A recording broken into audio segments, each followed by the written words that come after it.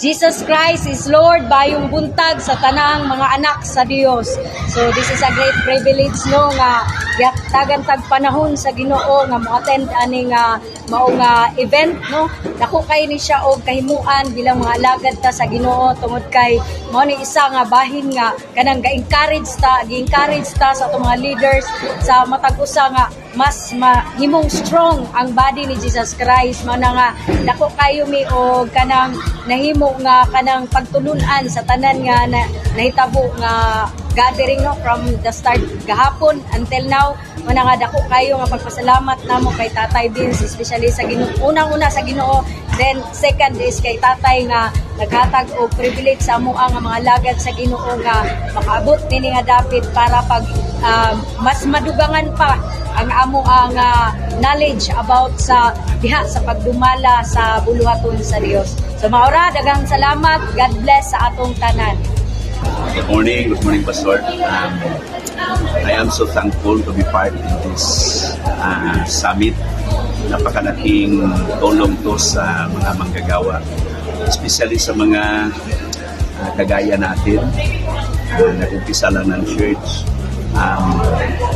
The very first thing akong na-experience with this summit is really the indwelling presence of the Holy Spirit is saturated in this place. May mga ang daloy ng anointing ng banal na Espiritu talagang nandito, at saka very enriching yung mga ang word, very enriching yung worship. Napakabigat yung worship sa flow ng anointing ng worship. Talagang masaya akong nandito ako, nakasaya ako sa summit na to. Hallelujah. Amen. Praise God po. Maraming salamat po. Buntag kanatong tanan mga igsuon sa pagtuo. Ako dai kini si Pastor Melquiades ng Daog Kamalon sa GCIL Ising Village, Malita, Davao Occidental. Aniya kami karon dinhi sa Bible Academy. Tambong kami og tulo ka adlaw nga pagbansay-bansay nga nagsugod kagahapon nga tawa Pebrero 25 mga adlaw Pebrero 27 2025. Aniya kami diri ron alang sa dukang pagtuon, pamalandong dalin sa kaayos sa Ginoo sa among kaysa kinabuhi. Uban ni ining kapin sa 200 kapin ka mga delegado bikan sa nalaing dapit Luzon, Visayas ug Mindanao nga nitambong karon sa maong panagtigom. Salamat kay sa Ginoo pinaagi sa ihog sa balang Espiritu Santo nga magoy nagagiya sa matag usa kanamo nga kinahanglan gayod nga mugambo muswag ang atong pag-alagad diha sa Ginoo. Pinaagi sa giya sa balaang Espiritu. Ya, mo nang igsuon malandong ta, maminaw ta, nagapadayon pa man ang atong mga buluhaton, padayon ta paglig-on kanato. Importante nga mga itaghihog sa balaang Espiritu Santo nga ang Ginoo gyud may mga pamuhat sa atong tagsatakan Ginoo aron sa ingana sa dihang moabot kita ngadto sa atong mga kasimbaran, atong ma-accelerate, mapadaptang ma-expand ang atong pagkinabuhi isip mga lagad sa Ginoo. Mayong buntag sa tanan. Ako lang nakuha experience diri sa akong pagtambong no nga maayo kaayo ang Ginoo tungod kay karon pa man jud ka tambong niini nga daghan kog nakuha nga mga kalahing election sa mga pastor nga nagasulti nga daghang mga kung nakatunan bayan sa mga pag-manage kung saan pagdala sa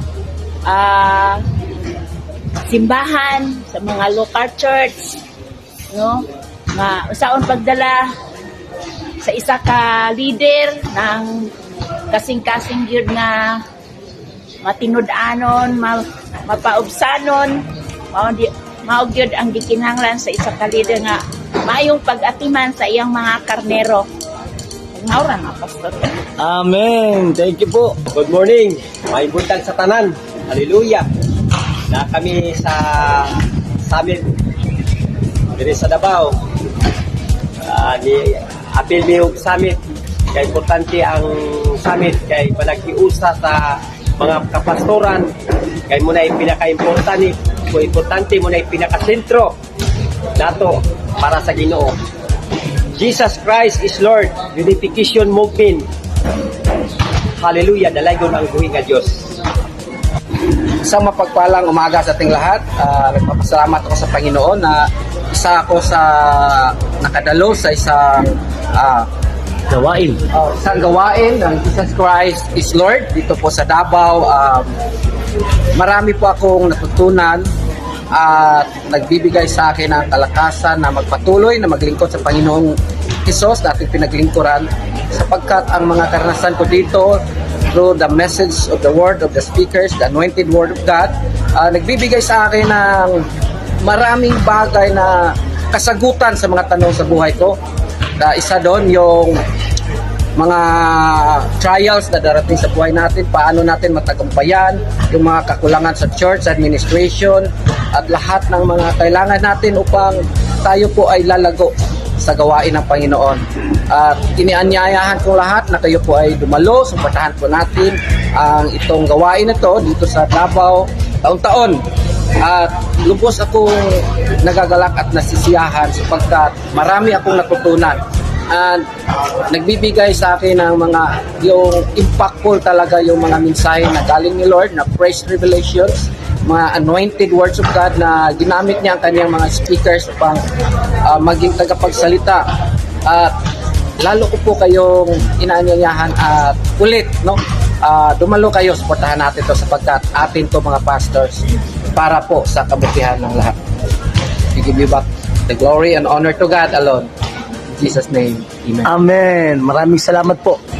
Maayong buntag, nagapasalamat gid ko sa Ginoo nga naa ako karon dinhi, naka-appeal gid ko sa ministers summit, no, pangandoy gyud sa ko ang kasing-kasing nga makabalik ko attend sa maani o nalipay kay ko. Nagpasalamat sa Ginoo nga naitaw siya nga gigamit para paanhion ko, gilibre pa gyud ko sa registration.